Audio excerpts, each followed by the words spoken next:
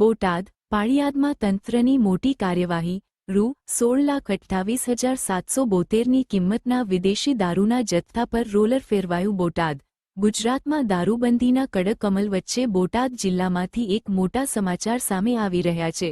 બોટાદના પાળિયાદ વિસ્તારમાં પોલીસ અને વહીવટી તંત્ર દ્વારા જપ્ત કરવામાં આવેલા વિદેશી દારૂના વિશાળ જથ્થાનો જાહેરમાં નાશ કરવામાં આવ્યો છે।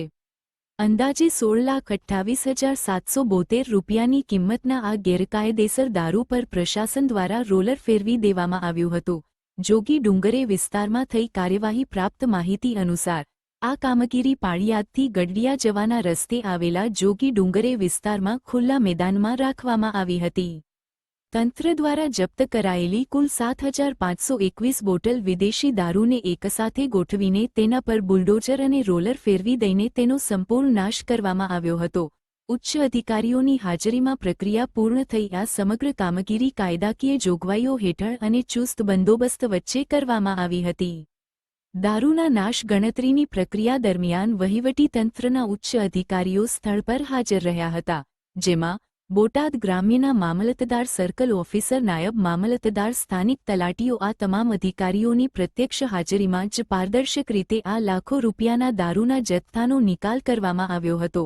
આ મોટી કાર્યવાહીને પગલે બુટલેગરોમાં ફફડાટ વ્યાપી ગયો છે। રિપોર્ટર જયદેવ વી, મંડીર, પાળિયાદ।